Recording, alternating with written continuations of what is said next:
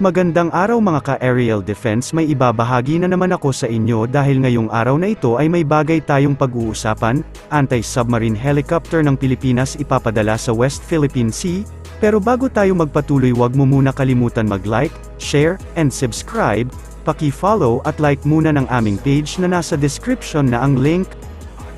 Magpapakalat ang Pilipinas ng anti-submarine helicopter sa West Philippine Sea, sinabi ng militar nitong Martes, ilang araw pagkatapos ng pinakahuling tapatan ng Pilipinas at China sa West Philippine Sea.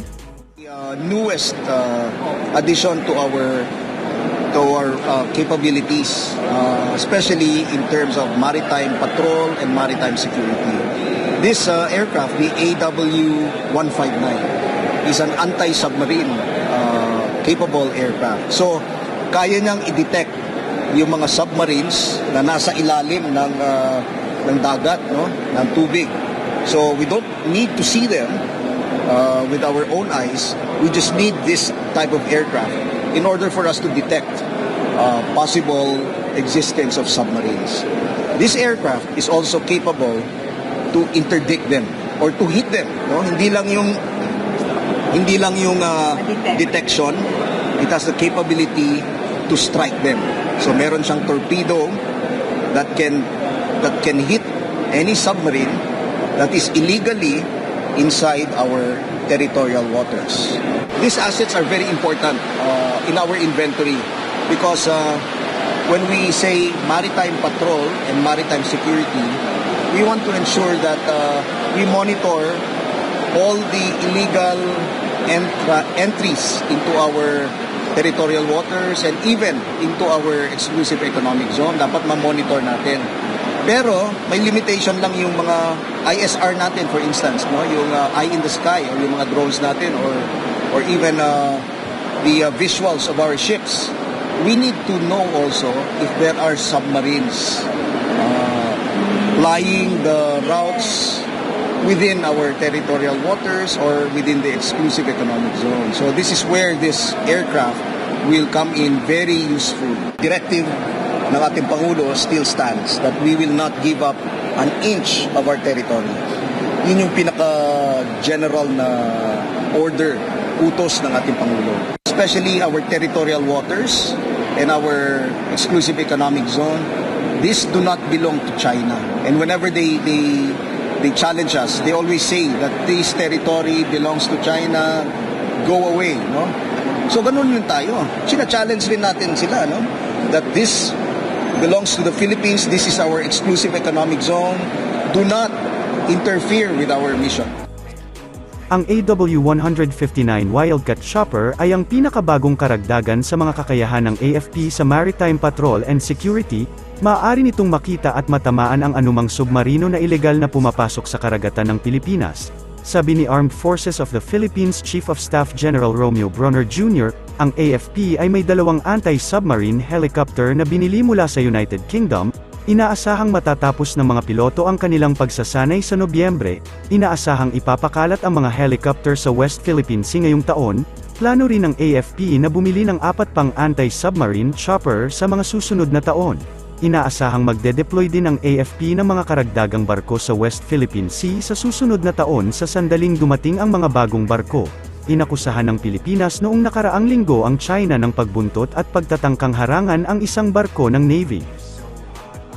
Gagawin ng Philippine Coast Guard ang lahat ng makakaya upang matiyak na hindi mawawala ng kahit 1 sentimetro ng teritoryo ang bansa. Sinabi ng bagong pinuno nitong si Admiral Ronnie Hale Gavan noong Huwebes. Nangako rin si Gavan na palalakasin ang mandato ng PCG partikular sa pagpapatupad ng mga pangunahing tungkulin nito, lalo na ang pangangalaga sa mga karapatan ng bansa sa West Philippine Sea. We will strengthen the performance of the Philippine Coast Guard in the implementation of 5 main functions, namely maritime safety, maritime security, maritime search and rescue, and maritime law enforcement, as well as environmental protection. As always, I will remain to be steadfast in protecting our country's maritime interests and territories, particularly of our country's sovereignty and sovereign rights, as well as protecting the livelihood of our fisher folks and other users of the sea. To re-echo the very clear guidance of our President, as the Commandant of the Coast Guard, I will never issue any directive that will cause us to lose even a centimeter of our territory and jurisdiction. Naghahanap naman ang Philippine Coast Guard na makakuha ng 219 na seater na eroplano para sa kanilang patrol operation sa West Philippine Sea. Sinabi ng tagapagsalita ng PCG na si Rear Admiral Armando Belilo na magsisimula na ang proseso ng bidding para sa 2 eroplano, pagkatapos magbigay ng pag-aproba si Pangulong Ferdinand R. Marcos Jr. at ang budget na 1.6 billion pesos, ito ay makadagdag sa mga sasakyang dagat na nakadeploy sa West Philippine Sea at iba pang mga lugar ng pag-aalala habang nasa pagpapatrolya. Sabi ni Belilo, sa ngayon, sinabi niya na ang PCG ay may isang Islander airplane at isang Cessna airplane na nakadeploy upang tulungan ang mga PCG substation at detachment sa West Philippine Sea. Sa ika-122 anibersaryo ng pagkakatatag ng PCG noong Martes, nangako si Marcos na susuportahan at i-upgrade ang PCG sa pamamagitan ng pagbibigay ng modernong kagamitan at pagsasanay ng mga tauhan upang matugunan ang mga hamon sa West Philippine Sea at ang papel nito sa paghahanap, pagsagip, at pagtugon sa kalamidad. Inihayag niya ang planong pagkuha ng 45-meter fast boat para sa PCG na gagamitin bilang patrol vessels at nagpasalamat sa mga kaalyado ng bansa sa pagtulong sa West Philippine Sea. The training and the capabilities of all our people, especially the Coast Guard, not only because they are on the front line in the problems now that we're facing in the West Philippine Sea, but also because of the very important function that they play when it comes to search and rescue, when it comes to maritime incidents, when it comes to even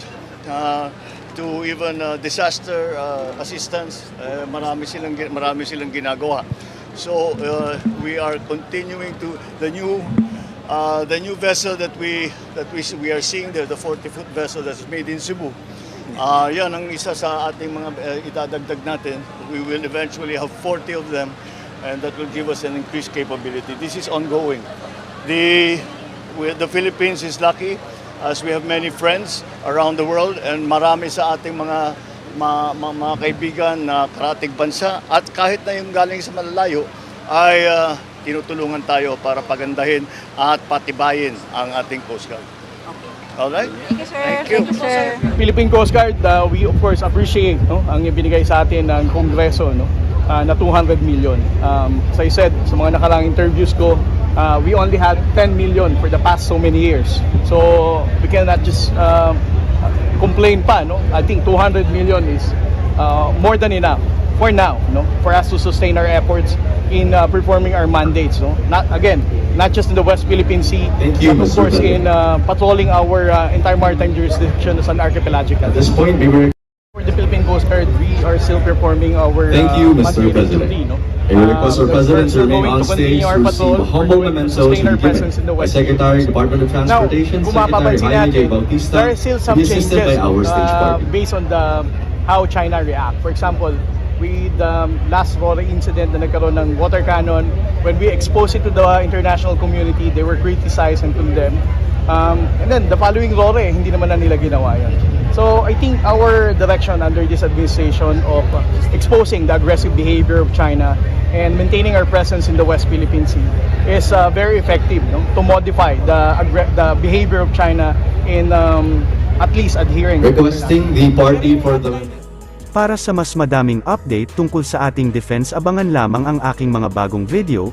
Para naman sa mga gusto magpa-shoutout, mag-comment lamang po at share, paki-follow at like muna ng aming page na nasa description na ang link. Pwede ka ring manalo ng pera or load dito kapag ikaw ay naging top fan nito at napili. Huwag mo na rin kalimutan mag-like, share, and subscribe. Pindutin mo na rin ang bell para updated kayo sa aking mga video. Maraming salamat po.